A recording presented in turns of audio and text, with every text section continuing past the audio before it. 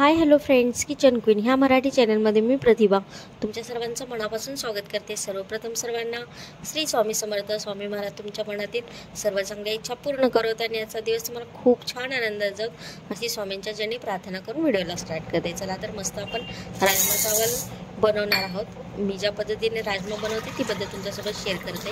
इथे साधारण 1 वाटी मी राजमा स्वच्छ धुवून घेत आहे। इथे या पद्धतीने नक्की रेसिपी ट्राय करा। खूप टेस्टी अप्रतिम असा राजमा बनवून तयार होतो। भातासोबत खाण्यासाठी खूपच मस्त लागतो।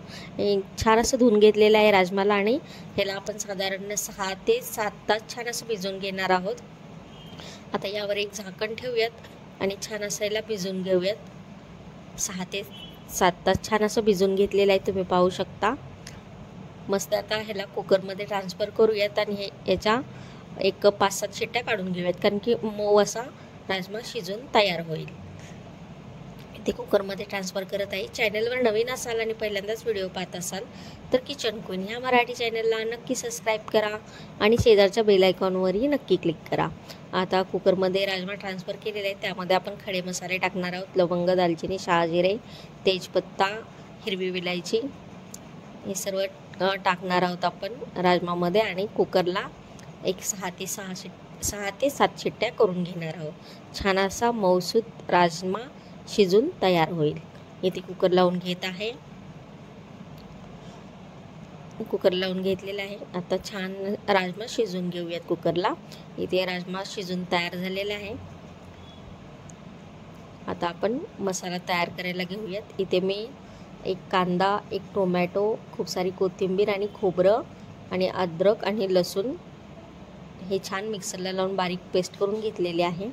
इथे एक कढई घेतलेली आहे। कढईमध्ये 5 ते 6 चमचे तेल टाकलेलं आहे। तेल छान तापलं की त्याच्यामध्ये जो मसाला करून घेतला होता ना आपण, तो मसाला याच्यामध्ये ॲड करूयात आणि गॅसची फ्लेम लो टू मिडियम करून हा मसाला छान तेलामध्ये परतून घेऊयात। भातासोबत खाण्यासाठी खूपच टेस्टी आणि अप्रतिम लागतो। एकदा ह्या पद्धतीने नक्की रेसिपी ट्राय करा। खूप टेस्टी असा राजमा बनवून तयार होतो।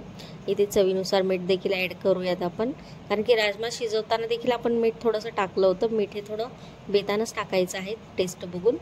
आता मी थोडंसं ॲड केलेलं आहे। राजमा शिजवताना देखील थोडंसं ॲड केलं होतं। आता मसाला छान असं तेलामध्ये परतून घेतलेला आहे।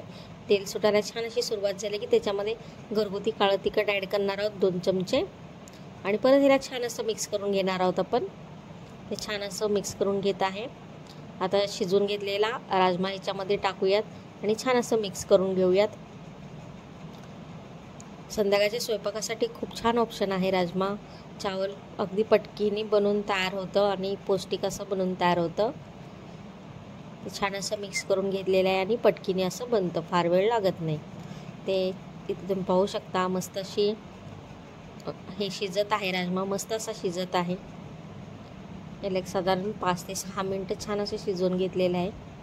मस्त टेस्टी आणि अप्रतिम असा राजमा बनवून तयार होत आहे। त्यामध्ये आपण लास्टला यामध्ये 2 चमचे तूप ॲड करणार आहोत आणि छान असं मिक्स करून घेणार आहोत। त्याच्यामुळे राजमाला खूप छान टेस्ट अशी येईल।